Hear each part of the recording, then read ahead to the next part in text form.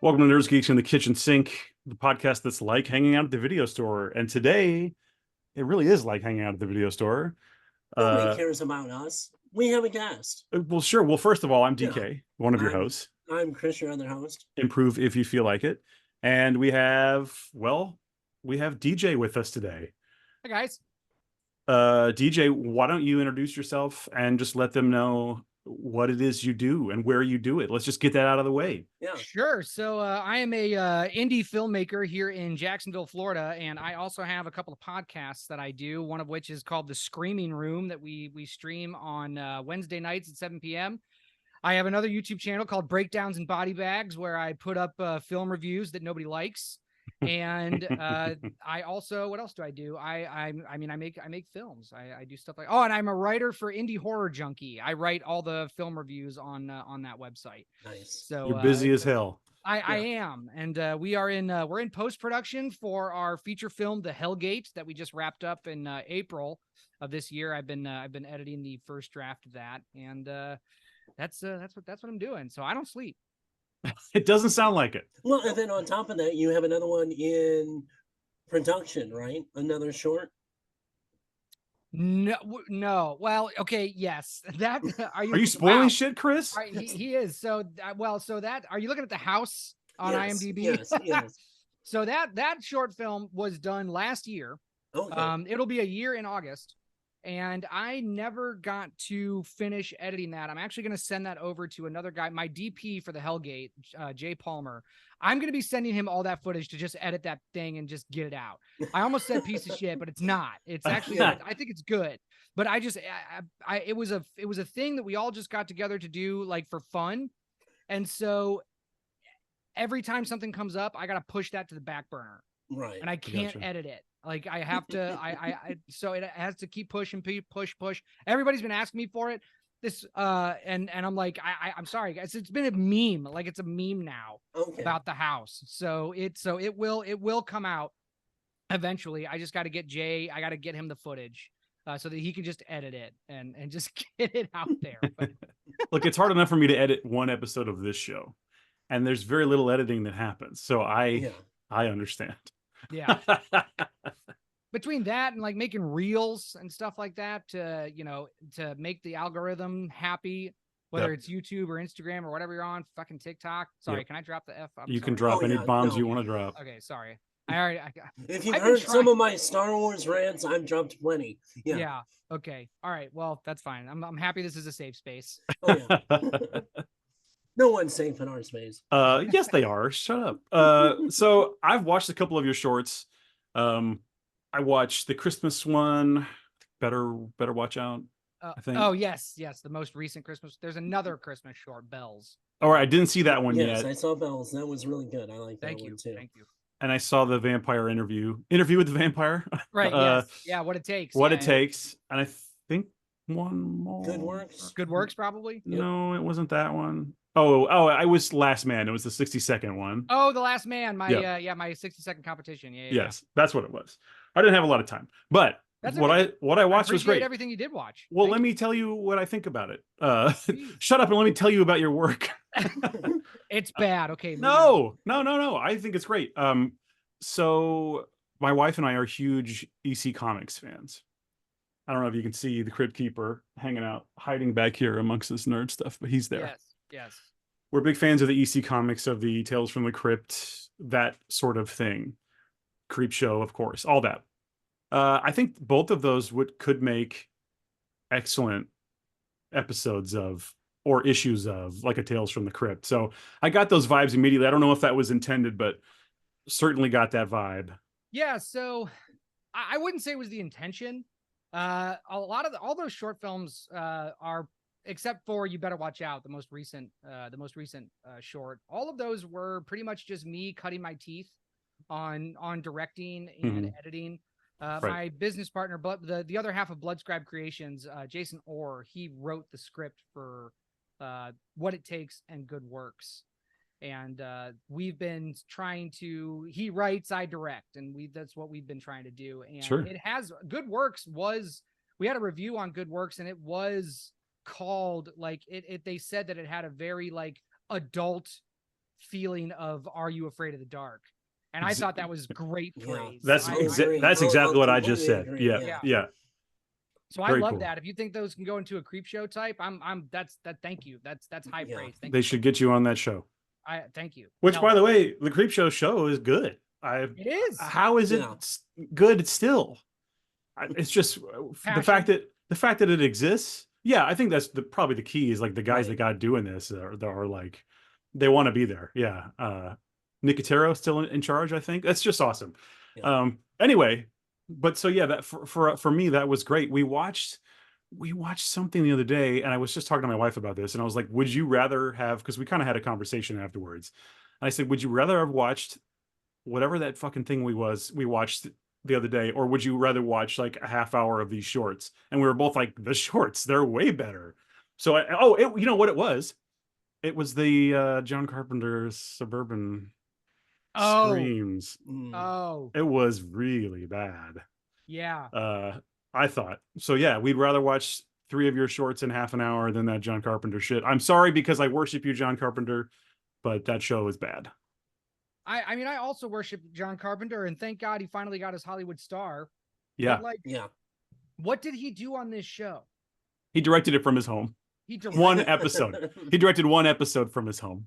And so that's why it's John Carpenter's Suburban Scream. So Yes. maybe it's not his fault. Maybe He's a producer more than we anything. can we can blame him for the one that he directed, but all the others, like, is it Well- really? It's like every time somebody tries to slap the Amityville tag on their movie.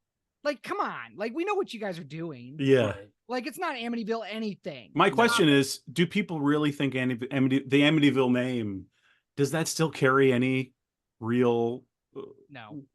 weight in this No. today's world? Like, I was to say, I And think I'm it's surprised- lost its fastball a long time ago. Yeah, and I'm surprised John Carpenter's name still carries the weight that it does. Not that he's not the GOAT. Yeah. But like, I'm way more excited to watch a Mike Flanagan produces. Hmm. You know, when it comes to horror. Just because Sure. he's the one that's been doing it most recently. He's the one that's been the most consistent. I mean, he Right. has not dropped. I was not a fan of Fall of the House of Usher. I Mhm. thought it was his worst offering so far. I seem to be alone in that, but I don't care. I'll die on that hill. I thought it was trash. You'll die on the house on Haunted Hill? Yeah. But other than that, everything that Mike Flanagan has produced has been a home run. Haunting of Hill And- House. Fuck, I messed I that mean, up. Hill House, Yeah. yeah. I mean, Midnight Mass, Gerald's Game, all of his Stephen. I think King Gerald's stuff. Game is underrated. Yes. It's super underrated. Hush. I mean, Hush rules. his first Yeah. movie, Absentia, that he shot on a Canon like 5D or something like Yeah. that, is The really Mirror good. movie. Yeah. Yeah. I mean, like, and if you can't tell, I'm a huge simp for Mike Flanagan, but Yeah. I can definitely say when he's dropped the ball, and I think Usher was where he dropped the ball. I'm super excited that he took over for the new Exorcist movies coming out, the new Blumhouse Yes. Exorcist. We movie, talked and about thank this. God. I think, I think David Gordon Green could have been the guy to do it. But Why? I don't, because Halloween 2018 is great. That's one movie. I know. Yeah. That version of David Gordon Green, where did you he had go? the same reaction I did when But he said that. I agree though. So- But obviously, Exorcist believer. I will defend the first half. I think it's cool, but then the second half, I didn't. It just falls apart. It's so fast, Oh, so it fell fast. apart within the first 10 minutes. For You me. thought so? Oh God, yeah. Okay, Yeah, that opening scene. I'm like, I know exactly where this movie's going. sure. Other than the trailer pretty much gives it away.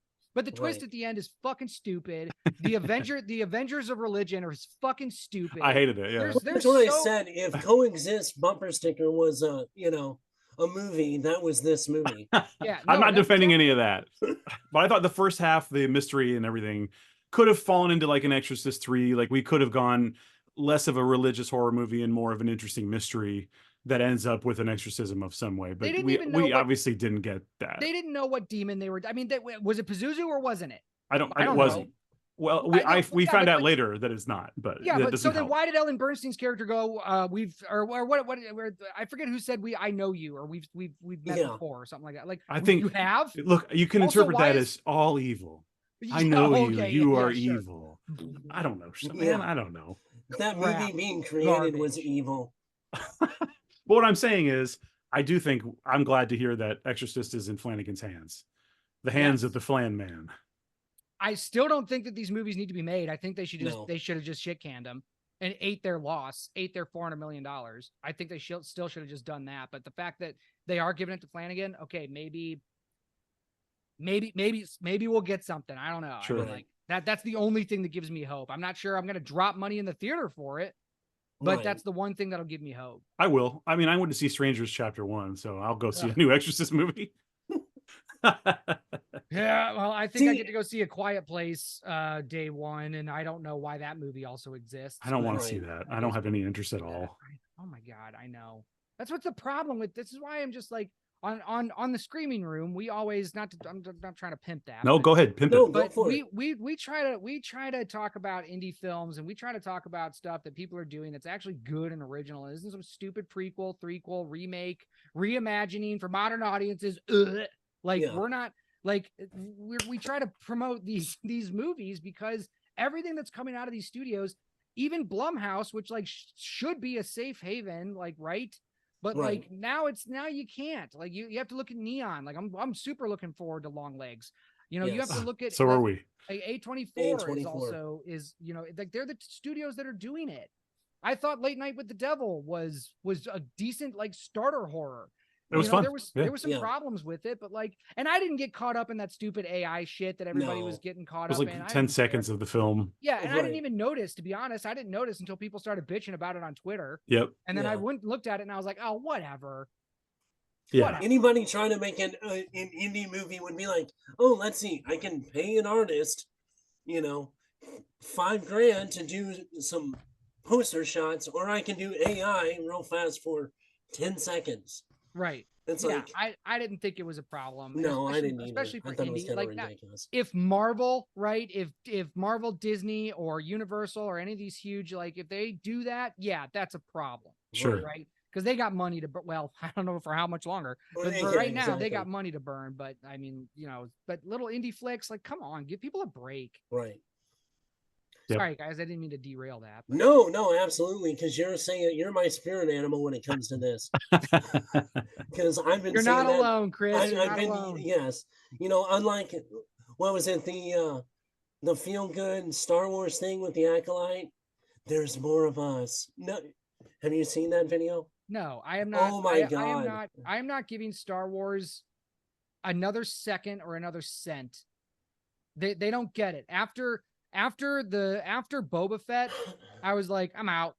Oh, you mean I'm out. The Spy Kids scooter episode? Yeah, the whole thing. Yeah, I watched that, and honestly, I said this back in 2020 when The Mandalorian came out. I was like, guys, this show is like just okay. It's not like, yes, it's the best Star Wars we've ever had, because Star Wars has been has just been a pile of dog shit. So if somebody offers you McDonald's, which is what The Mandalorian was, after you've been eating dog shit for the last 5 years, yeah, McDonald's is going to taste like a steak dinner.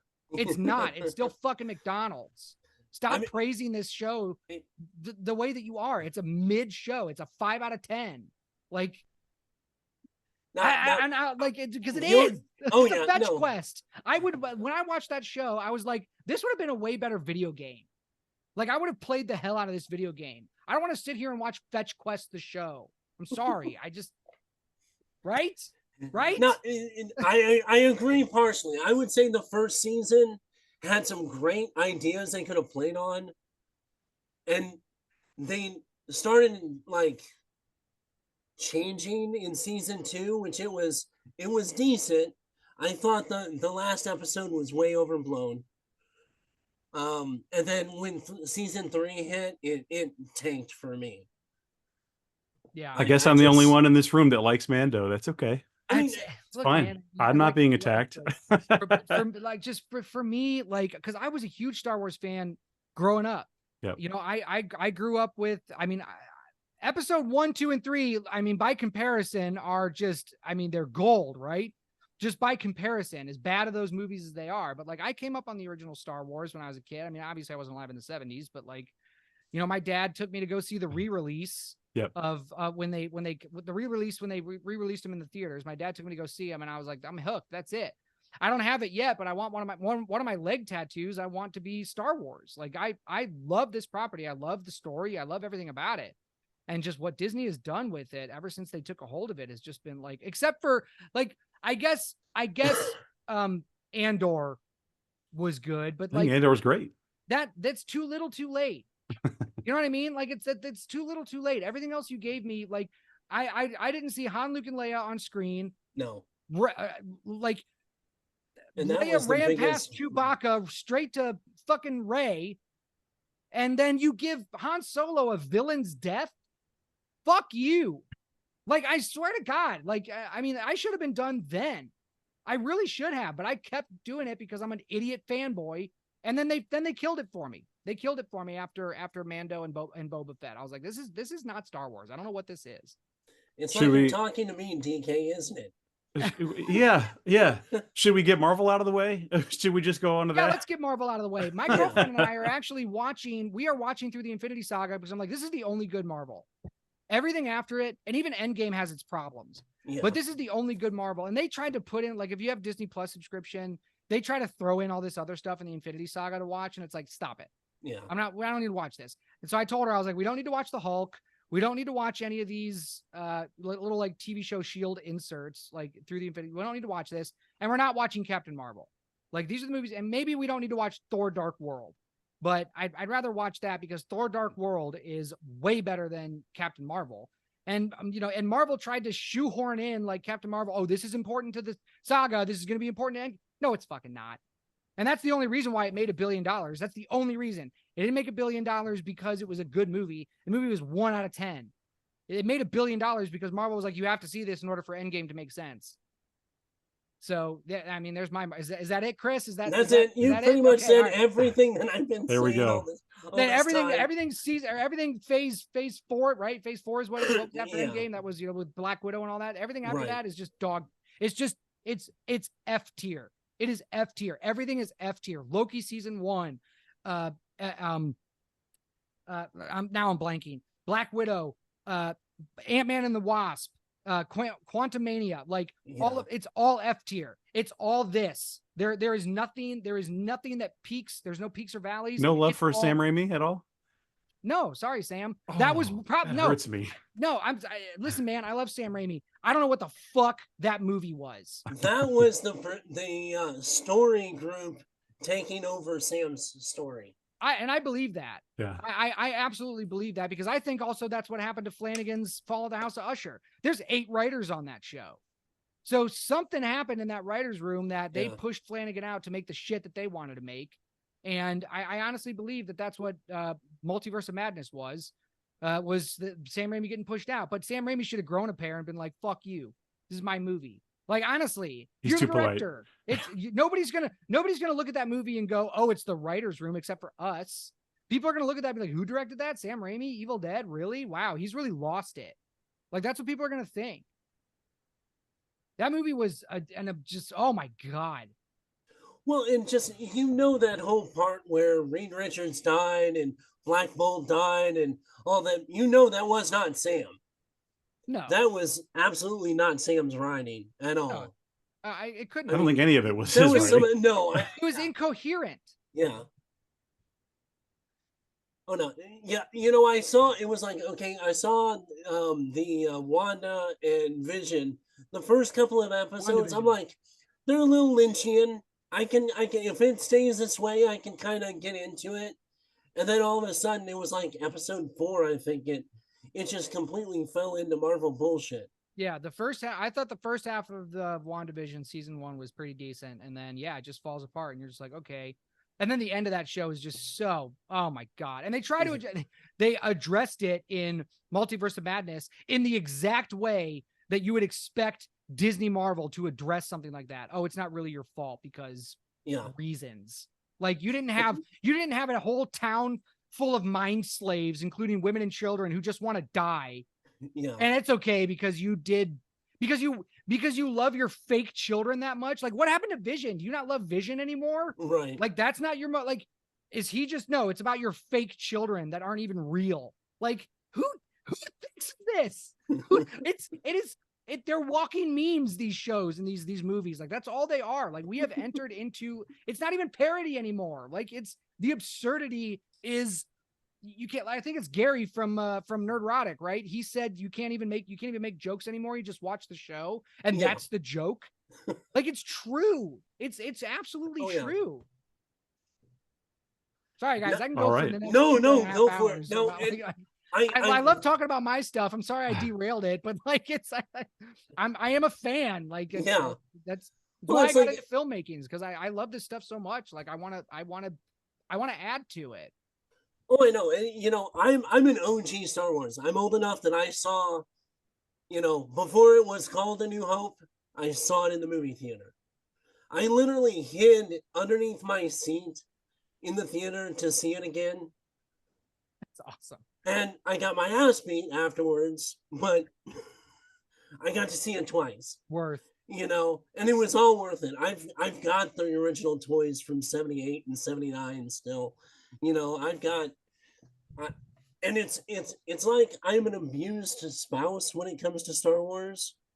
It's Yeah. like I really want to leave it, but there's always that little glimmer of hope. It's like it can change, it can get better, it you know, and then you know I get bitch slapped it across the face again, you know, with space witches. Yeah. So I now I do want to say I've heard. Let's see what happens. Don't get the shit that they've already got in the can out, but I know they've done a huge like firing and rework in Marvel right now because I think She-Hulk kind of tipped that scale just a little too far. I know they've fired like 20 something people just in writing alone at Marvel. I don't So know, we'll man. see what happens. You know, let's get the, you know, Agatha of 1,000 titles and, you know, whatever the shit show of the new Captain America is going to be. Do You they know, even we're going to have have to wait a couple of years before we get anything of new. do they even have a script for that movie yet? It's Oh, yeah. filmed. It's done, Yeah. right? Well, no, they've Which version? reshot. I was going to say, That's a good point. It's been again. shot 3 times. Yeah. Yeah. They apparently, I saw yesterday a report that they've done their final, quote unquote, final shoot of the last reshoots. So we'll see what happens. It's going to be garbage. I know.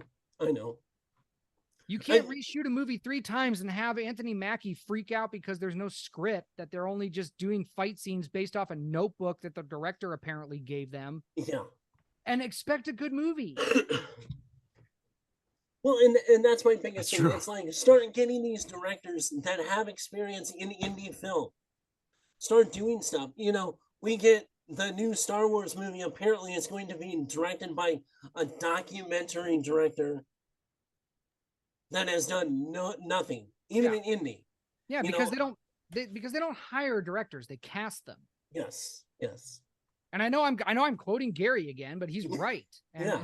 and I mean, he's right. Oh, absolutely. That's what they do. So like, yeah, I mean, I don't see it ever improving. It needs to die. It needs to go away for 10 years. They need to sell the property, or they need to actually bring in somebody that gives a shit about storytelling and who knows what the essence. Because like, you can't tell me that whoever worked on The Acolyte ever watched a Star Wars property in their life. You can't tell me that. Well, I mean, just simple things that you can look up on the ever-changing Wikipedia, you know, and find some of the crap that they did, find out about it, and just be like, fact check yourself. Right. But why we shouldn't have to do that as fans? No. Like, who are these shows for? It's for, I honestly think it's for that Hollywood bubble and their buddies. Yeah. That's, I mean, in all honesty, that's my opinion. Whether I'm right, whether I'm wrong, that's because it's not for fans. It's not for normies trying to get into Star Wars. No. You know, so who's it for? It's for them. You're right. They're writing these shows and producing these shows so that they can go to each other's cocktail parties and jerk each other off. And that sounds pretty fun. That's yeah, right. And that's what it is. Yeah. Hey, let's real quick talk about what the fuck is going on with Friday the 13th. Okay. What's going on there? Have you heard these latest things that are happening? About the TV show? Yeah. Yeah, we talked about it on the Screaming Room a couple weeks back. Has news come out? Nothing new. No, I just wondered if you had a take on any of that. I mean, I'm looking forward to it, I guess. I'm honestly more looking forward to the Womp Stomp Films feature film. You know, the guys who did Never Hike Alone. Mm-hmm. I'm honestly looking more forward to that than I am the. Hang on, where is it? Is it called? Yeah, it's Crystal called Lake. Crystal Lake. Yeah. Mhm. Yeah. Um, because I've never really been a Friday the 13th fan, Oh, okay. and I say that I don't want people to think that I don't like it, but I'm not running out to see the new Friday the 13th. I think the best two Friday the 13ths are the 2009 remake, and I think two. Okay. Two or three. 2 is Baghead. 3 is the first time he gets the mask. Okay, then 3. I honestly think Friday the 13th 3 and the 2009 remake are the best. I And think the like remake Freddy rules. I like Freddy versus Jason. I like that, even though it was a Jason movie. I enjoyed it. But yeah, and the last one that I like that's obviously not associated with the franchise is the Never Hike Alone short. I thought that was an excellent take on Jason Voorhees and what he is actually. You know, he's a spirit that haunts Crystal Lake, and that's what he does. And I was like, that's awesome. And they're making their own feature film that they just had a successful Kickstarter or Indiegogo, whatever. Jason Goes to Hell posits that he is actually, in fact, a Deadite. Really? There's a Necronomicon in the Voorhees house, and it is heavily implied that he is legitimately a Deadite from the Evil Dead universe. That's awesome. It's pretty fucking cool. I had not noticed that. This down here, I have the box set. You can't really see it, but I'm a big fan. But I get it. It's been gone for so long. It's like, yeah, we need to get this going, or like, what's going on? You said you saw In a Violent Nature. I haven't been able to see it yet. I'm looking forward to it. Did you enjoy? Yes, but and I wrote a review of it. Well, it's on my Breakdowns and Body Bags channel. But I think the most interesting thing about it is also it's what kills it. It's also its biggest problem is that it's very slow and very boring. Ambient horror, I've heard it called. Because, well, I mean, yeah, but I mean, I don't know. Ambience should like. Here's the thing. So my number one thing that I go into movies for is what's the story. And is the story good, and how are the characters, and are the characters good? Like, who are these people? You know, I need to care about characters. You know, I'm not a gore hound in the sense that, like, just so long as it's violent, I'm having fun. I can look at certain movies like that and accept that, like trauma film, stuff like that. You know, like I can accept that, where it's like, I know I'm not going to get a good story here. I know these characters are all going to be 2D, but I'm going to get something that I can have fun with and I can enjoy it. But when it came to In a Violent Nature, I really enjoyed the original take on the slasher genre, right? Because everything under the sun has been done. Yeah. And so being able to actually see it from the killer's perspective like that, and not really see what this story is other than what they give us, I thought it was very interesting. But the problem is most of the movie, you're just watching this guy walk through the woods in the daytime. You know, so like if they even just switched it to night, keep it one night, you know, keep this whole movie one night. Sure. And you have a better movie. And I think, because I think at nighttime helps to build that suspense a little bit more. You don't know where he's going. You don't know what he's seeing. The ending, which no spoilers, way too long. I knew exactly what they were doing, and they were trying to set up one final scare, and you don't get it. Sorry, I know I said no spoilers, but I think I'll live. I plan to watch it soon, but I haven't. Yeah, I think it'll be okay. But I think that's its biggest flaw. There's also like there's a couple of kills. There's one really good one that everybody's talking about. I'm sure it's been spoiled for you. But there's one kill in there that everybody talks about, but then there's a couple of kills in there that it's just like, and there's one in particular that I think is just like, it's too much. It crosses because it crosses that line between and this might be an opinion. Other people can think differently about this, but it's mean. You know what I mean? Like So what are your thoughts on Terrifier then? Oh, those movies suck ass. Okay. I think I can give you my thoughts on Terrifier, but okay. I just had to when you said this was too mean, I'm like, what about Terrifier? We got to know. I'm gonna finish. I'm trying to feel it out. Okay. All right. So all of the other kills, except for this kill that I said I thought was mean, that's telling us about how Johnny kills. How does he do it? He does it like this. He does not do it the way that he does this one kill, which, Chris, have you seen it?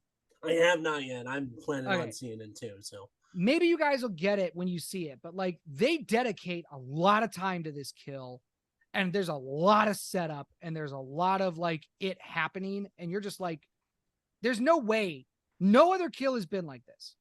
And then the other kill that I have a problem with is the only reason I have a problem with it is because, again, it also displays something that it doesn't feel like this character, even though he's a mindless killing machine, it doesn't feel like this is what he would have done because he hasn't done it in the whole rest of the movie. And I feel like it's a Deus Ex Machina type thing, you know, for the final girl to get away. Right. Because the final girl always has to get away, right? She's the final girl. We understand this about the movie. It's going to have these tropes in it. Right. But the way that they get her away for me was a little lazy. Okay. So that's essentially my review of the film. I still would recommend people watching it because it gives you an original take. It's kind of a slog. You got to get through it. I think a better film that also does this is Behind the Mask: Rise of Leslie Vernon. Sure. I think that's a better movie that gives you the same thing. And it's fun. It is and funny. Yeah. And Robert Englund is in it. Yeah. So you get a lot of great stuff with that movie. But yeah, I would rather watch In a Violent Nature than Immaculate. You know what I mean? Or or another Nun movie. You know what I mean? Hey, I thought First Omen kicked ass. That was just my opinion. I haven't seen that yet. I thought it fucking ruled. I thought it was really good. That's another one I still have to see. I'm looking forward to it. But yeah, so I guess that's what I would say about In a Violent Nature. Sure. Okay. Fair enough. I'm looking forward to it for sure. Right. What are your favorite franchises, if you have any? Nightmare on Elm Street. I seen the poster. Yep. Yeah. So I got the Nightmare on Elm Street there. Sorry, my camera's backwards, so like you're pointing to the right place. Yeah. Okay, so right. it's got that one, and then my girlfriend and I just made this little collage here. Nice. There's a bunch of little, you know, we got little tiny movie posters. We'll put the one in there. She does not like that one. The Shining? That poster. But I was like, it's got to go up.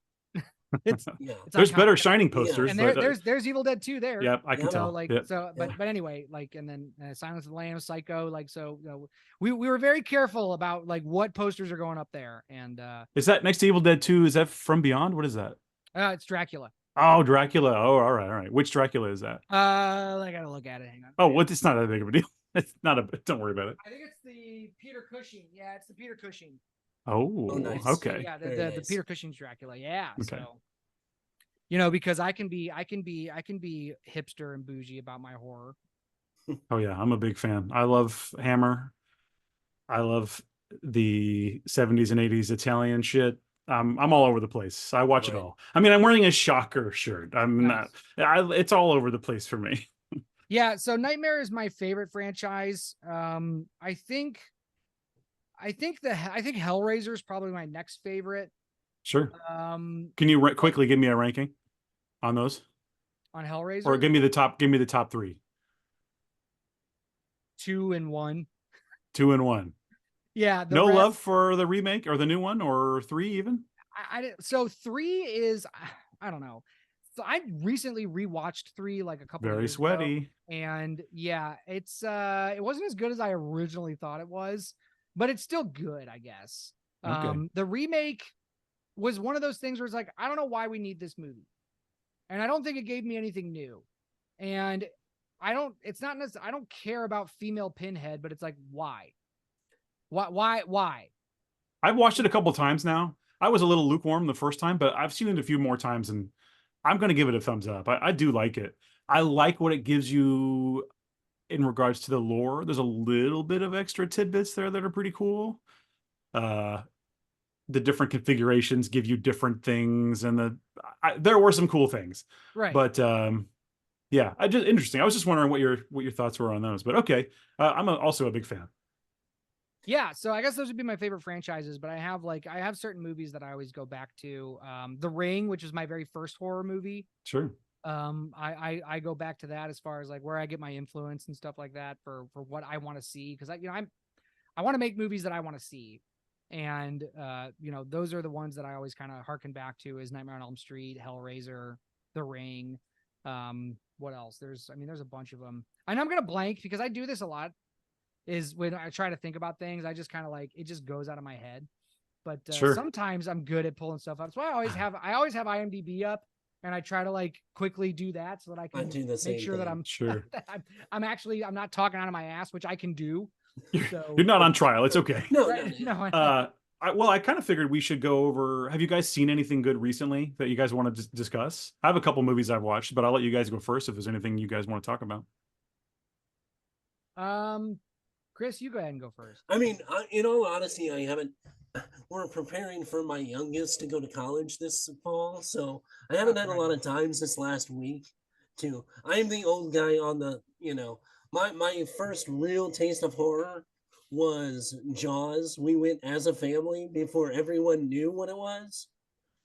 And like my favorite when it comes to horror genre, The Exorcist, because I have kind of a personal connection. Yes, The Exorcist is also one of my favorites. I would say The Exorcist would be my example of a perfect movie. It's amazing. My grandma lived a block away from the Belnor house. Oh, nice. From the incident in '49. I grew up Catholic. Okay. And also my dad was part-timing as a security guard before the Alexian Brothers Hospital was torn down. Where they supposedly took the boy of the real life. It's not supposedly, they did take him. Right. Sorry, yes. Yeah. But I got to walk through that hallway as a little kid with my dad when he was a security guard before they tore that hospital down. And I honestly, awesome. DK is very skeptical, even though he lives in a house that fully skeptical, has had issues. 100% skeptical. And I've been there when they've happened, and he's just in denial. But to quote Winston Zeddemore from Ghostbusters, I've seen shit that'll turn you white. So, and it's just that, and those kind of horror movies, the ones that aren't necessarily the slasher, and I know DK will roll his eyes in this because I say this all the time. Go ahead. I know what it is. Yeah, it's the Stephen King quote I'm talking about. It's not the monster in the room when you turn on the lights that scares me. It's when I reach into the dark to turn on the light, the hand that moves my hand to the switch. Yeah. Those are the kind of things that really scare me. And I think those type of movies like Hereditary, The Exorcist, those kind of very psychological yet has some scares in it that are more psychological than jump scare. Is what really. Have you seen The Endless? I have. It's been a while, but I'm that's like on my list to go back and rewatch. So The Endless, and then I've been talking about this movie a lot recently, Coherence. I've heard of that one too. I haven't seen that one yet. You both, I think, would really like that. It's one of the movies that I'm always pushing when people ask me about like good indie films to watch. It's a psychological horror, a little bit of sci-fi, but it was shot for $50,000 in the writer-director's house, and it's one of those semi-scripted movies as well, which really helps the actors. Which the actors are really good, but it also helps the actors like with the mystery of what's going on, and it's just nice. Very well done. It's very well shot. What's his name is in it? Hang on, I gotta look it up. The guy who plays Xander in Buffy. Oh, I know who. Nicholas Brendan. Yes. He's in it, and he's really good. It's a great movie. It's a great it's very it can get very claustrophobic sometimes, but I always recommend it. But yeah, so Coherence, and then have you seen Autopsy of Jane Doe? Yes. A couple times, yeah. Yeah, that's the last movie that I could say scared me when I saw it. That actually had me fearful when I was watching it. It's great. And It's so amazing. It's a great movie. I love it. Again, 3 character chamber film full of atmosphere, suspense, mystery, just it's gripping. And the jump scares that are in it are awesome because the setup is perfect. Jump scares are they're not jump scares, right? They're surprises. You're more surprised than you are scared. But the way to properly do a jump scare is to have a great setup. And Autopsy of Jane Doe has 2 excellent setups for those jump scares. Yep. Yeah, that's a great one. Yes, that is. Joe Bob showed that recently. It was nice to see more people finding it. Yeah, I love Joe Bob. Oh, of course. He's And the Dark. best. Yes. Okay, side note, talking about Joe Bob. If Joe Bob ever retires, I'm sorry, David Desmalchin should take over. Yeah. You think so? Yeah. You think he's got the knowledge and the Oh yeah. Yeah. the crazy Joe Bob energy? I don't know. Seen his movies? If Joe Bob ever retires, we're screwed.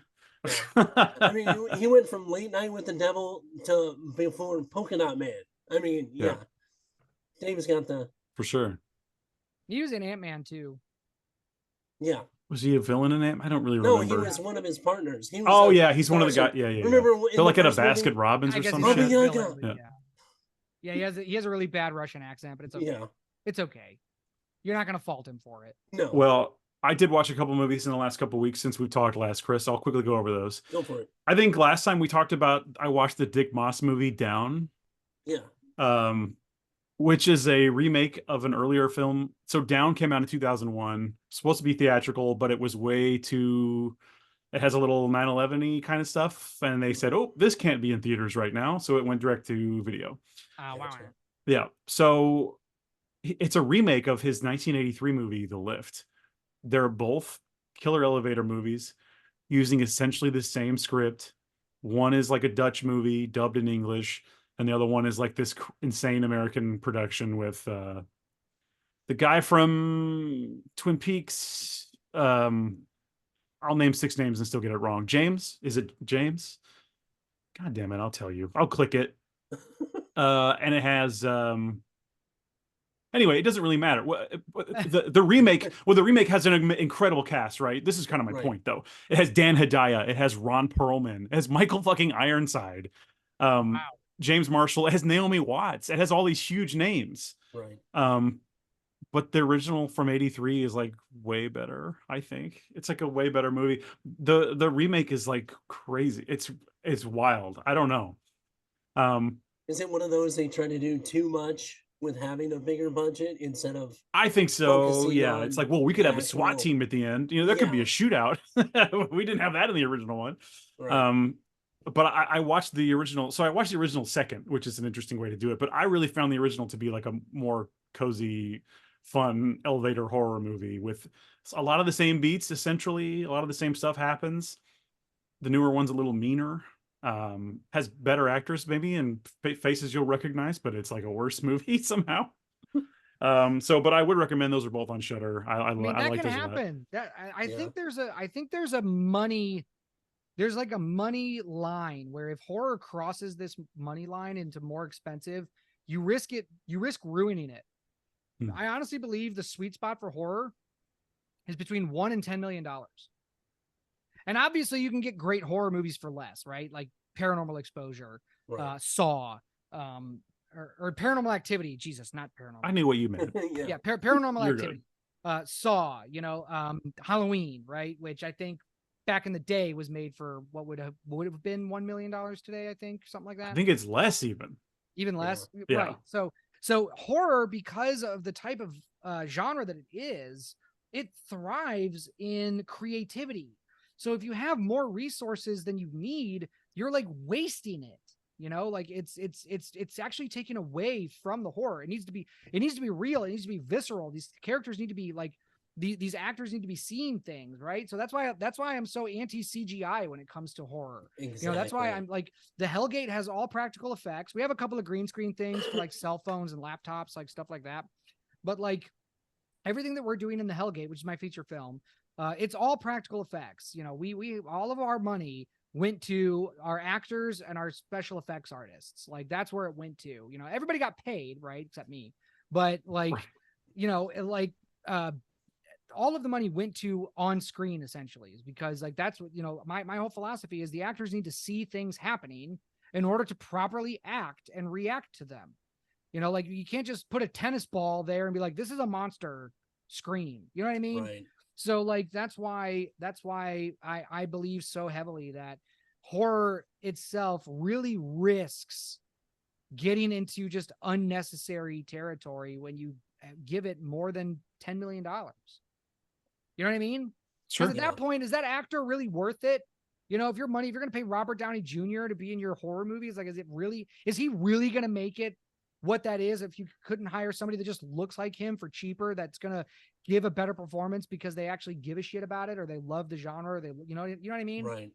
Not saying that Robert Downey would give a bad performance. I'm just saying, like, is that money really worth what you're trying to get out of this story, out of this movie? I don't know. I don't think Halloween would be the same if they hadn't gotten like big name Donald Pleasance, for example. A lot of that budget went to Pleasance.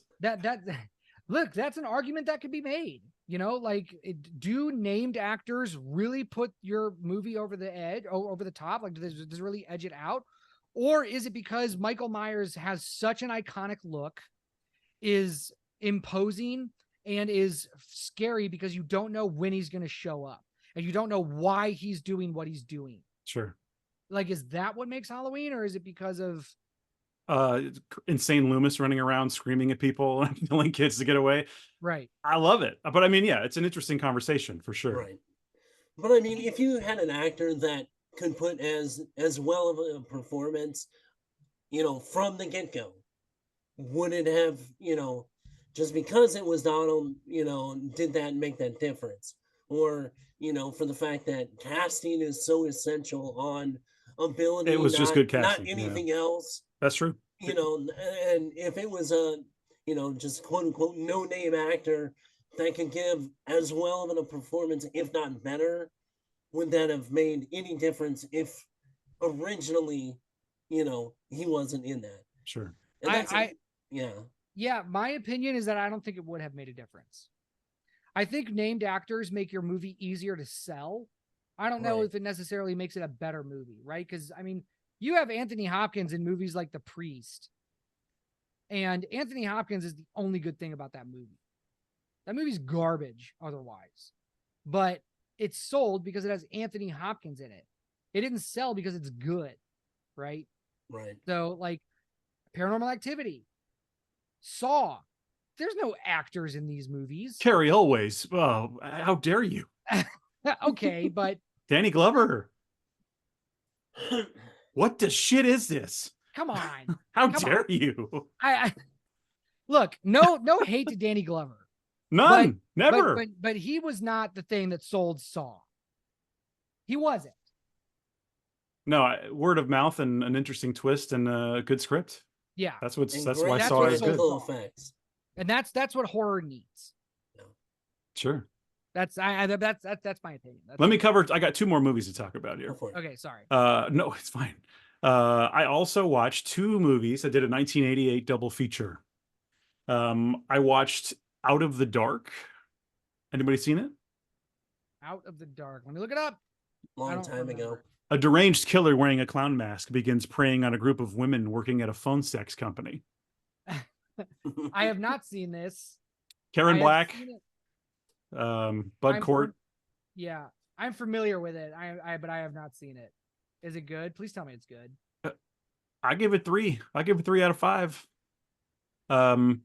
It's fun. It's billed as a horror comedy, but there wasn't that much comedy. But it does have a fairly decent. It really, really gives a shit about the mystery and the twist, and it really tries legitimately hard, even though you know, you've seen a lot of movies, you're probably going to figure it out. But the movie is so committed to the twist and hiding who the killer is. And it's got some interesting, great performances. One of the dude from Salem's Lot is in it. The guy who's like the gravedigger that like turns into a vampire and is like sitting there in the chair, if you remember Salem's Lot. The guy with the face. But I would recommend it for sure. It was fun. I mean, it's like it's sleazy as hell, but I kind of love it. It that. has to be, right? Yeah. With that synopsis. Yep. Like it has to be. If it wasn't, it wouldn't be disappointing. Good, right? Yeah, you'd be like, what the hell? You give me this, you give me a clown, beautiful young women who work at the offices of a phone sex company are being stalked by a psychopathic killer. And and the clown, like, come on. You're expecting something out. You are expecting something from this movie. You better get it, right? Yeah, you do get it. Right. At that point, you're just like, what are you doing? I'll tell you that it absolutely delivers. This movie delivers what you want, for sure. So if you're looking for a slasher thriller, it's a little horny. I liked it. I liked it a lot. I had a good time. I'll have to put it on the list. I would recommend it. The other one I watched, also from '88, the James Spader double feature, Jack's Back. Has anyone seen this? No. Okay, Chris. These are all movies. No. Here's the thing. Like, so when I talk about horror movies, when people recommend me horror movies, like there are so many horror movies that I'm like aware of, that I've seen, that are like in my like, you know, brain fog, that I just have not seen yet. And like these last two are two examples of them, where it's like, no, I can't say I've seen it, but like I know what it is. Sure. Maybe one day I'll watch it. This is, and I'm not trying to call anyone out. Please don't think that. This is my every week. This is my thing. I'm watching obscure shit from the 80s and 70s, even earlier than that. This is what I'm into. So, you know, no worries. I'll see the new stuff when I see it. I like the new stuff, but I'm definitely more into the retro horror. So anyway, Jack's Back, an interesting movie. It doesn't quite work. I think it's the same director that did Roadhouse. Yeah, the same guy that did Roadhouse. Roadhouse. Yeah. Yep. It's an interesting movie. It's got young James Spader in like this dual role, where his twin brother is murdered, and he kind of sees it in a dream. And so the twin brother that's murdered is like a good guy, goody two shoes, is helping the poor and doing good works, and he works in this medical place. And then the other version is this like badass. First of all, he has a scar on his face, so you know he's a badass. He smokes.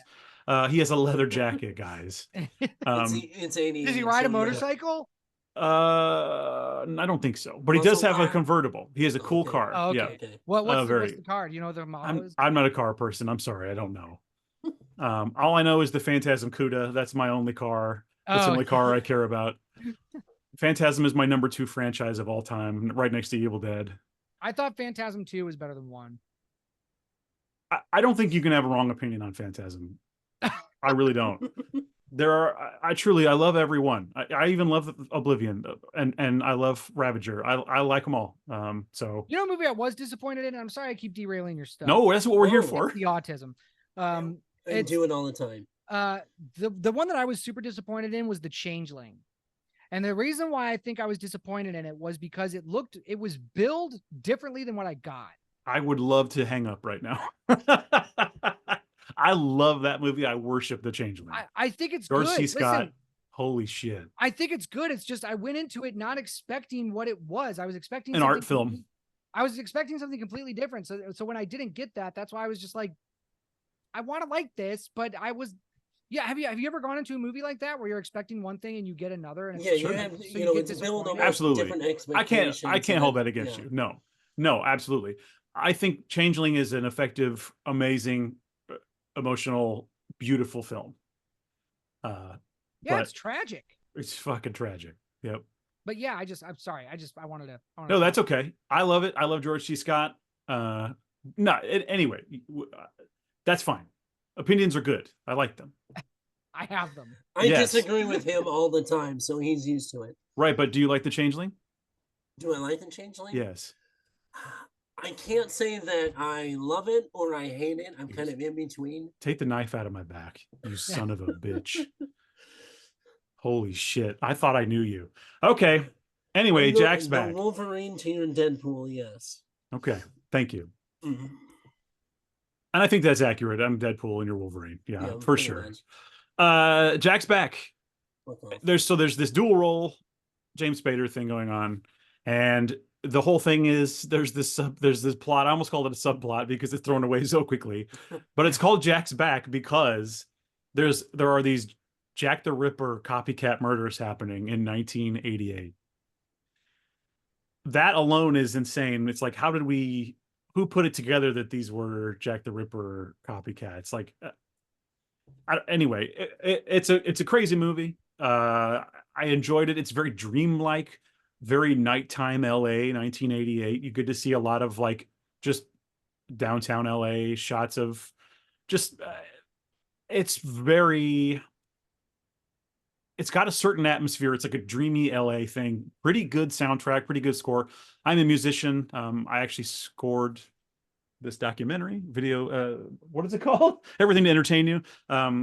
So I kind of, having a good score can go a long way for me. And that I definitely enjoyed that in that element of this movie. But anyway, I would recommend it as well. I also gave it a 3. So if you're looking for something a little different, some weird James Spader shit, it's like an understated performance that he does, and it's really weird. Cool. So yeah, interesting sort of lesser known thing. Right. All right. Well, okay. That's all I have for recently watched. Well, let's get talking about the Hellgate. Please. Okay. So can I refill my coffee? Yeah, please. Do you guys have like? I guess you can edit this. Sorry. Do you like? We'll just. Too? Yeah. My girlfriend awesome. made me this. Oh, it's homemade. It's even better. Yeah. But it's kind of like, it just says "Welcome home." Yeah. Blood all over it. Home is where the blood is. That's right. All right, I'm gonna go. Give me 1 second. You're good. You're good. Chris, we'll just keep talking. Yeah. No. Absolutely. No. I mean, while he's gone, we can talk just a brief second.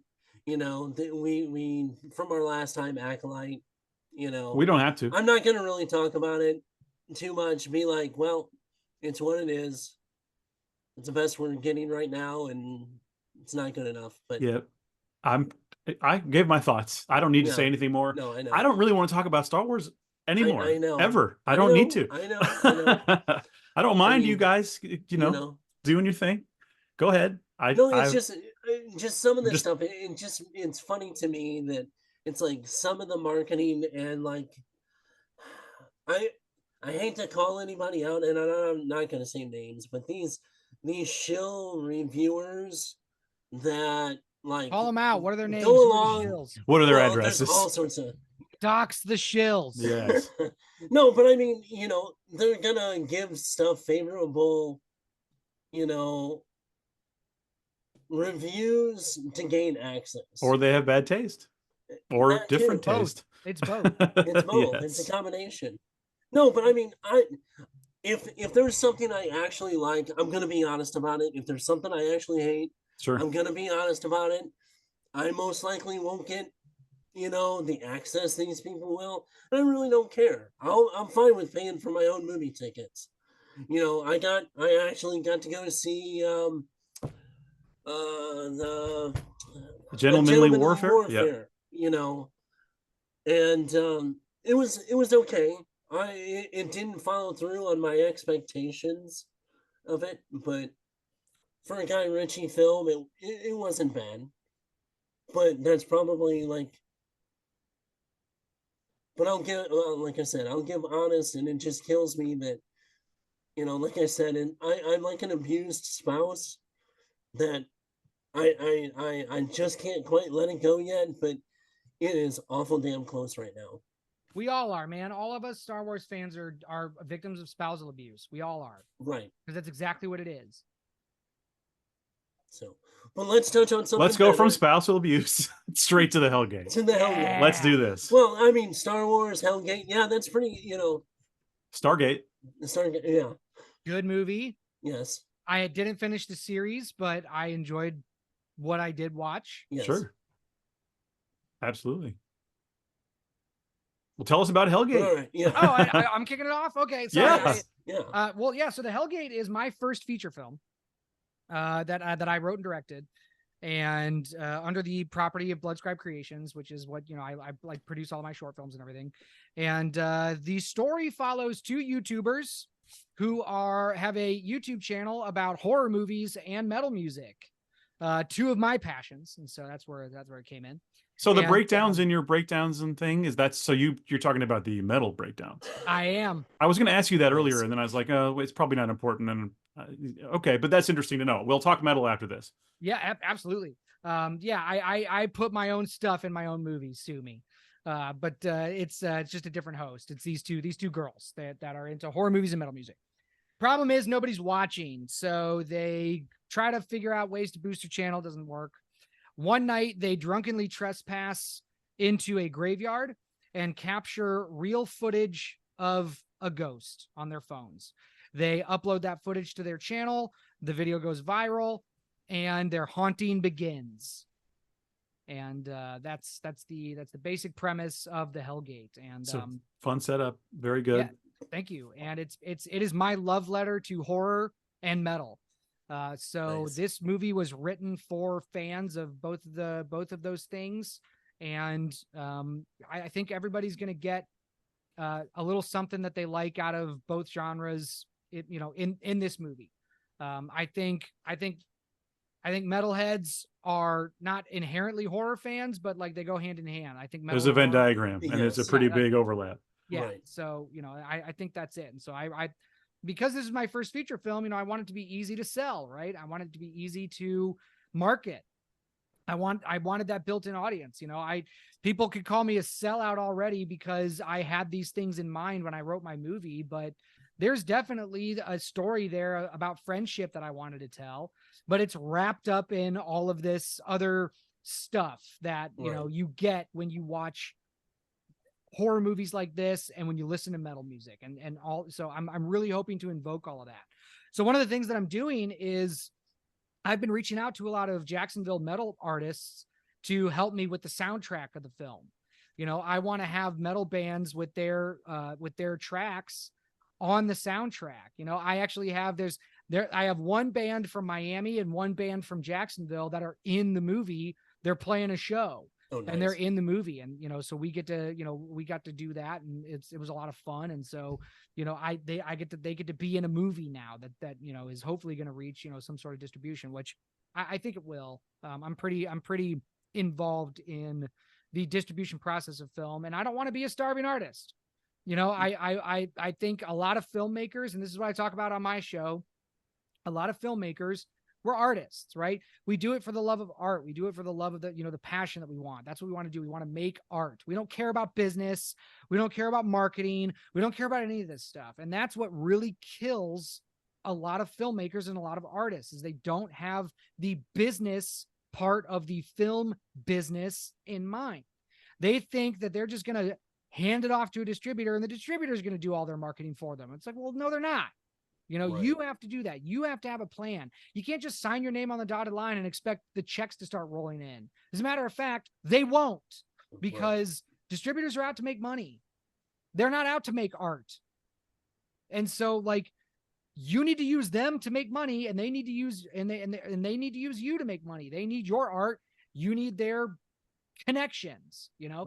It's not necessarily the same thing now, and I know I'm kind of getting off on a rabbit trail here, but it's something that I'm very passionate about. I love talking about film making and what that process is, but I had that stuff in mind while writing this film. So you're gonna get a lot of stuff that's very sellable, and we're still raising money for the film, by the way, because it is in post-production, but we still need money to finish post because I'm doing all the editing, but I need to send it out to an audio guy and a colorist, and those are not cheap. Sure. So if you're looking to support indie film, anybody watching this or listening to this, you can really help us out. Give us a link. It'll be in the description. Oh, it's Bloodscribe. It's honestly, I'll give you the link tree because that's the easiest way to do it. But bloodscribecreations.com is our website. But the link tree is probably going to be better if it's just link dot whatever it is, linktree / bloodscribe. Sure. You'll get all of our stuff. Look in the description right now if you're listening. It's there. But yeah, so that's what it is. Awesome. Your immediate description made me kind of think of Deadstream a little bit. Yes. Which we enjoy the shit out of Deadstream. I also love that movie. Yeah, absolutely. Yeah, I thought Deadstream was great. I thought it was a great original idea on that same take. One of my favorite things about that movie was the chat. It's amazing. Yes, the chat. I thought the so chat many things. There's so many little gifs in the chat. The more you look at it, the more you're going to find. And the beef cam. Beef cam. Come on. Yeah. Beef cam. Yep. Yeah. Fantastic. Well, that's awesome. So yeah. So does yours have an element like a comedic element, or is it more straight? How would you describe the tone?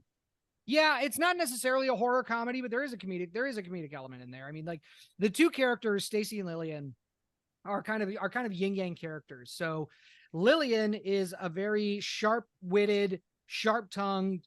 I guess it's two of the same thing. She's very edgy. She's beautiful, and she uses everything that she has to control whatever situation that she's in. And she's the bombastic, extroverted, outgoing, like that's her. Stacy is a little more introverted. She's a little more black metal. If they were subgenres, Lillian would be melodic death and Stacy would be black. Like that would be if they were two subgenres. Stacy's a little more adult of the two. She's the one that's always thinking about what, rent's due, what do our analytics look like? What do we have to do? Are we doing anything for the channel? Like stuff like that. Like she very much grounds Lillian, and Lillian pulls Stacy out of her comfort spaces sometimes. And that's how these two characters interact. But it's so with that, there is some comedy that goes into it. But I wouldn't necessarily call it a horror comedy. That's not what I went out to write. But right. There are jokes in there. There is some levity in there, but there is hopefully there is some good horror in there. There, it is going to scare some people, hopefully. But what I ultimately want people to take out of this movie is a good story about friendship and that they had fun watching it. Like that's what I want. I want fun to be really the underlying thing that audiences get out of this movie. Sure. Absolutely. Awesome. Is there anything you can compare it to? I know it's still early, but is there anything in mind that was like maybe a big inspiration? Well, this script actually went through 6 rewrites, and I ultimately wrote the script, but I gave it to Jason, my partner and co-founder of Bloodscribe. I gave it to him for some feedback and sort of like story consultation kind of stuff like that. And it originally was just an amalgamation of all things horror. There was ghosts, zombies, warlocks, like cosmic horror, like all this. Like there was everything in it. It's pretty metal. Yeah, pretty metal. And so I had to go through and be like, okay, what do I really want here? And so I leaned more into the nightmare cosmic horror stuff because I am a big Lovecraft fan as well. Sure. In the Mouth of Madness is one of my favorite movies. Even though it's not a Lovecraft story, it's At the Mountain of Madness is a Lovecraft story, but In the Mouth of Madness, I don't think it was very Lovecraftian inspired, right? Do you read Sutter Kane, by the way? I do. But and again, another great scene with these guys just talking in a diner while he walks closer and closer to the glass. It's iconic. And then just shatters it. Incredible. Awesome scene. So subtle, but just great. And so, but what I wanted, so I lean more, I guess, into the cosmic, but there is some paranormal stuff in there, right? They capture footage of a ghost, but ghosts and cosmic, they can kind of intertwine a little bit there. There can be reasons for ghosts that are, so there are, so you find out what the Hellgate is. And I guess I don't really care that much about spoiling the movie, but I won't get too deep into it. But obviously the Hellgate should hopefully give some foreshadowing into what is going on. And the twist is probably not, it's probably more obvious than not, but it's still there, and you can kind of see what's going on with this. But there is something for everybody in this movie. There's story, there's gore, there's cosmic elements. There's everything that you're looking for in a setup like that. You're going to be able to experience that. Hopefully, that was my intent. Sounds great. Awesome. Do we have a projected release time? No. Year? No. I know how it goes. It's definitely going to be next year because sure. So I gave myself until August to get a rough cut of the movie done, and I'm probably just going to meet that deadline. And so once I do that, then I have to send it out for feedback. That's going to take about 2 weeks probably before I get all of my feedback. And then I have to re-edit it based on what that is. Sure. And then after that cut's done, I got to do the same thing again.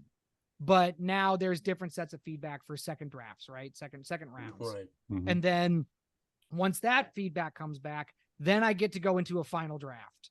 Not draft, but like I get to go into a final cut. Right. And hopefully have picture lock by then. And then once we have picture lock, then I can send it out to audio and coloring, and we can maybe get a trailer out. And then once we get the trailer out, then we can start finding distribution. I'm not sure I really want to go the festival route with this, but I think that this would be a festival darling. Just with the content that's in it. I really do. And there's a bunch of, like, we're not getting into Cannes or Sundance or Tribeca. No, there's a jillion festivals though that would love this. I'm Right. sure. There's actually one in Arkansas coming up this fall. I know that's a little. They're everywhere. They're all the time. But it's strictly horror. Yep. Festival. Yeah. Atlanta Horror, Bone Bat, Screamfest. Like, I think that it would do really well in all of these. Nightmares in Columbus, where I'm from. I actually had Good Works was an official selection for the Nightmares Film Festival, which is a big one in Columbus. But yeah, I mean, there's a lot of ones, but I'm not sure I want to stay, like, we want to go to festivals that is going to get the movie recognition, right? Right. So no hate to the mom and pop festivals, but we're not. It's not that we're not looking to screen there. It's just, I have 5 festivals specifically targeted for this film that I think it would do really well in. And then if it gets picked up somewhere else, great. But sure. Yeah, that's what it is. All practical effects again. Nice. So you're going to see all practicals. Everything we did is happening on camera, and so you're going to be able to see that all of our makeup and everything it's all very meticulously done and with intent. That's what we like to hear. Absolutely, because that's one of the things that I've railed on some of the modern stuff. It's the pull away from practical effects, to this CGI stuff that like the Nightmare on Elm Street remake is such a disappointing CG. There's it's one of the most egregious examples, I think. Well, and I mean, there's certain things, the superhero genre, of course, you're gonna have to have some CGI stuff in there, but like sci-fi and horror, there should be minimal CGI and just a max on practical effects. Sure. I mean, if you go back and look at even, things like Jaws and Star Wars and, all these movies that were predominantly really just all practical effects, they look so much better than some of the modern stuff today. I mean, there's a little cleanup stuff you can always do in post with some of that, but I mean, real versus CG shark every time. Absolutely. Come on. Yeah. Or mechanical. Yeah. Right. Well, that's what I mean. That's what I really mean. Physical. It's physically there. I don't. Right. Yeah, I don't want a real shark to eat. I don't know. Richard Dreyfuss or whatever. Okay, I do. Right. I do. So okay, well, please, make sure we get that link, and so people can donate if they need to, or whatever that looks like for you guys. But we definitely want to get you some support. I hope people will check out this movie. It sounds really fun. I'll definitely be watching it. Absolutely. Let's talk about metal a little bit. Yes, sir. Tell me your metal thoughts. So my favorite genres are melodic death and tech death. Sure. So those are my two favorite. I have love for all of them. Metallica is actually my favorite band, and we can get into that, but I wouldn't really put them in those genres, so it's it's interesting. No, however, they do have so Master of Puppets was like a very progressive album. I mean, if you see behind me the Stranger Things Master of Puppets when he's playing the guitar. Yeah. So my first foray into metal was Metallica anyway. I was a little 10, 11-year-old DJ, heard Ride the Lightning for the first time and was then just hooked. And so I was listening to Ride the Lightning, Master of Puppets, and Kill 'Em All, the big three. I was listening to those just nonstop. And then I even liked a couple of things off of Load and Reload. I actually thought Saint Anger was a decent offering. I know why people meme on it. I understand, but I thought it was a decent offering. I thought Death Magnetic was good. Obviously the Black Album, there's some good stuff on that, but there's and Injustice for All, that one is also an album that's up there that I was great. Even the pre-mix and then the remix where people added Jason Newsted's bass back in. Put the bass in. I think both versions are great. But yeah, as you listen to metal, your tastes will change and evolve and develop. And the root thing that I think really took me in about Metallica was the hard, fast, edgy thrash mixed in with a lot of the melodic stuff that they would do. I mean, you have that whole bridge in the song of Master of Puppets that's just gorgeous. Their cover of Bread Fan, in the Garage Days album, where they do all their covers, they're just gorgeous little melodic interludes.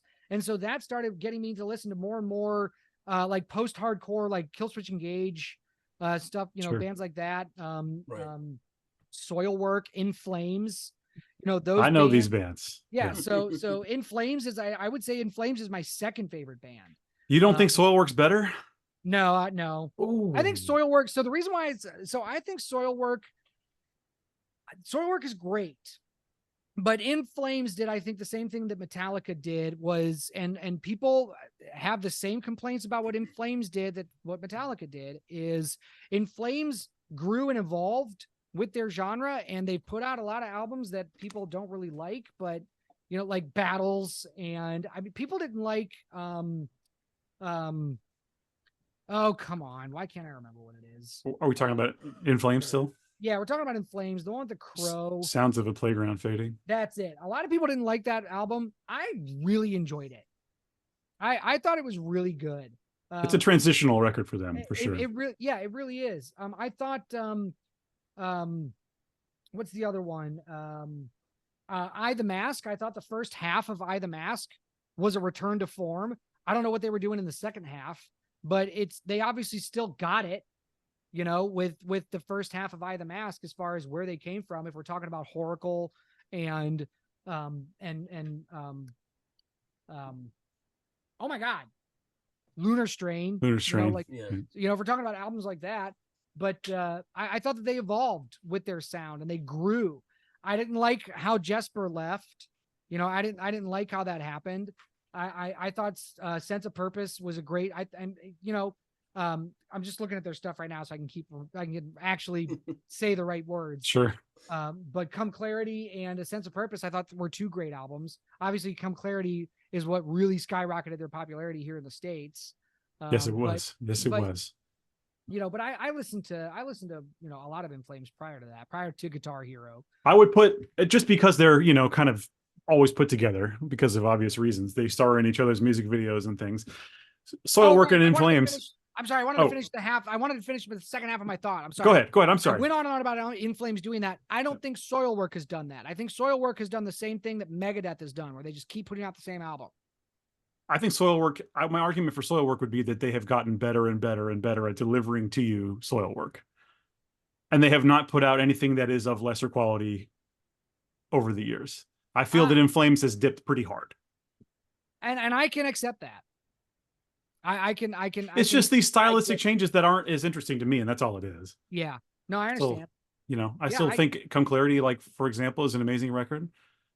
Cloud Connected, amazing. I mean, all that stuff is great stuff. So, but no, yeah, I get what you're saying. But some other bands that I've been listening to recently. So I actually, I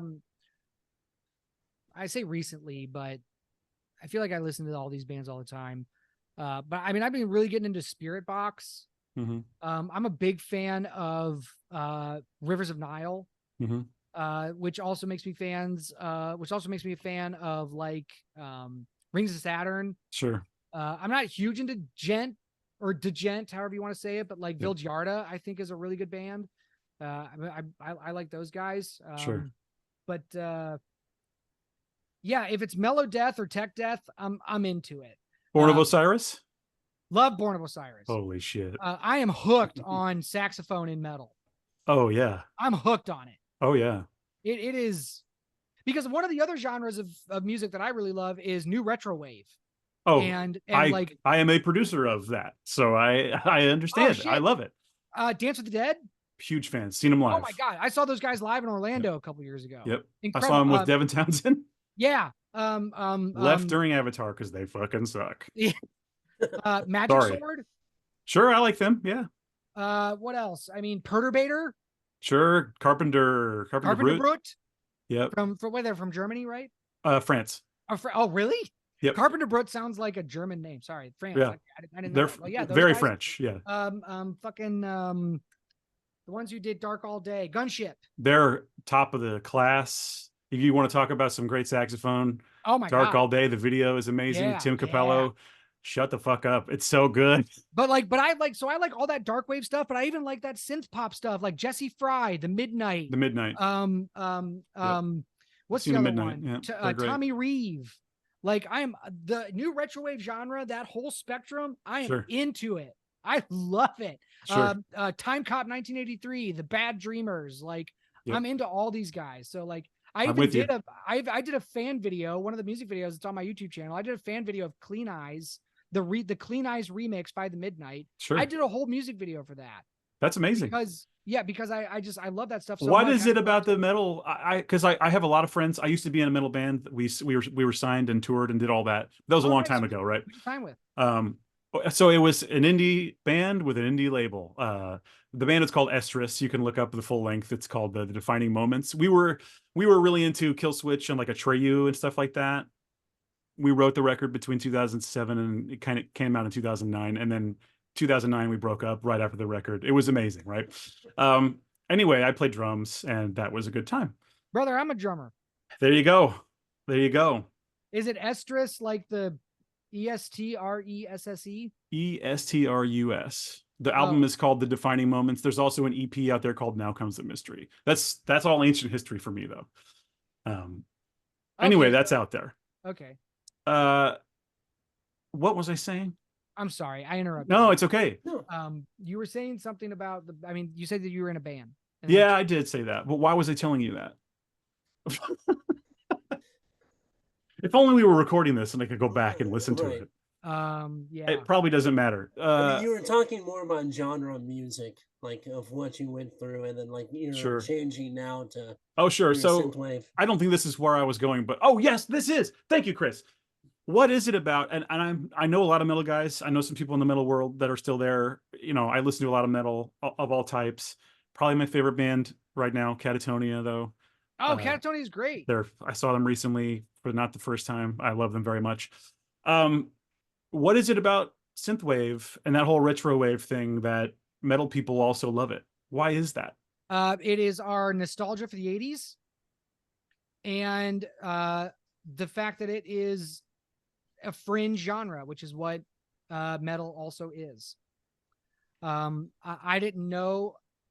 I shouldn't say I didn't know. I am familiar with other metal fans also being fans of the retro wave, especially the dark wave and outrun. Yep.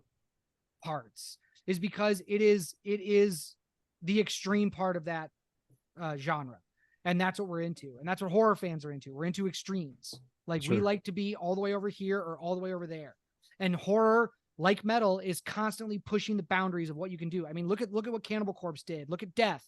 Look at Birdsum if you want to. I know that's a. I don't really want to. But I know. I will. I know they're contentious, but I'm just saying, like, you look at these bands, you look at all this stuff. metal and horror are constantly pushing boundaries. They're constantly holding a mirror up to society and showing them the face that they don't want to see. And that's what's so great about these art forms. I'm not sure that's what retrowave is doing, but it's just within that realm, especially bands like Dance with the Dead, Carpenter Brut, and Perturbator. It's these, I mean, Perturbator especially. I want those guys to score one of my movies eventually. I want to be popular enough to where it makes sense for them to want to score one of my movies, because not Dark All Day, that's Gunship. What's that Perturbator album? I Am the Night. Yeah. That is a movie soundtrack. For sure. That is a sci-fi horror like movie soundtrack. Totally agree. Write a movie based off the soundtrack of that album. And well, I'll tell you, in 2014, I saw a little movie called It Follows. Yes. That has such an incredible soundtrack by Disaster Piece that I literally left the theater and then immediately pulled into a nearby parking lot of a Walgreens and just sat there and was like, this is what I'm supposed to be doing. This sort of music is what I'm supposed to be doing. I've been kind of floundering in my solo career, or whatever you want to call it, because the band had broken up and it had been years at that point, even then. And so yeah, that's when I embarked on. I basically do that. It's like synthwave, retro wave. There's some chiptune stuff at the beginning there. Totally inspired. Immediately, the thing that lit the fire was the It Follows soundtrack for me. So sometimes it's all it takes. But I have some EPs that are very like slasher related. Some really good stuff here. Phantasm. I did recently do a Phantasm inspired thing. But it's out there. But anyway, I just love that marriage of those things that goes so well together. And I'm really excited to know that you kind of feel the same way. So that's cool. Yeah, I think there is something there, and it's the same thing. And I flipped my video because I hated looking at you, and it looked like I was looking off this way. So that's why I flipped my video, because I don't want to look at myself while trying to listen to you talk. And so I just did that. It's hard enough to listen to me talk. I get it. But so anyway, like I think it's the same type of thing where it's like where horror fans and metal fans also, there's a lot of crossover there. It's because it's the same, it's the same thing. And I love that, new retrowave and that can also join that Venn diagram. Sure. I guess there's one more thing I should tell you, just because of who you are and what you do. I've gone on about this a lot recently, but do you know Jill Six, the director of The Stylist? Have you seen the movie The Stylist? I have not. Okay. It's a movie about a hairstylist who, she does your hair, and if she likes she has a conversation with you, and if she likes your life, she takes your scalp and she can become you for a while. Okay. It's an amazing film. I would highly recommend The Stylist. She has a new movie coming out, and that's on Shudder, I believe it still is, or at least it was last I checked. She has a new movie coming out, and I do a project called Home is Midnight that is like a electronic sort of synthwave, sort of something else. And one of our songs is in that movie coming out. So that's awesome. I don't know if you've heard of Ghost Game coming out pretty soon, but that we are in that movie. I just figured I would say, hey, I love this shit. But yeah, man, I'll look it up. Definitely. I'm always looking for stuff like that, because like I said, with the Hellgate, I want the soundtrack to be a blend of those things. Like I want local metal bands to be able to have their metal stuff when action's really ramping up, you know what I mean? When action's really happening, when stuff's going on, I want metal. But then like for atmospheric stuff, yeah, I want synthwave. I want that dark wave stuff, that's what I'm looking for. And so but that's what I want for everything. You probably noticed in Good Works, especially, like that's a pretty synth heavy sound or score. Yeah, that's really what that's what I've been trying to have my stuff in. Synth goes with horror. I totally agree. Yeah, I agree. Yeah. Awesome. I love this. Yes. Well, I can talk about metal and horror and shit like that all day. Like I can talk about this all day. Sure. Well, Chris, do you have anything else? My girlfriend does not want me to do that though. Well, we don't. Well, I was going to say, let's talk about wrapping it up. Chris, is there anything else you feel we need to discuss, talk about, go over? No, I mean, just, we'll definitely, DJ, you plug your stuff and let everybody know where we can find you and your podcast as well. And definitely give us more information when it gets closer to release time, and we'll definitely have you back. And, anything we can do to help, definitely. You are like one of our main things we want to do is we always talk about promoting indie comics and indie music and movies because, let's be honest, mainstream has not been doing their job. No, they haven't. So some of the best stuff come from those independent guys, and we want to do anything we can to promote you guys. So well, thank you.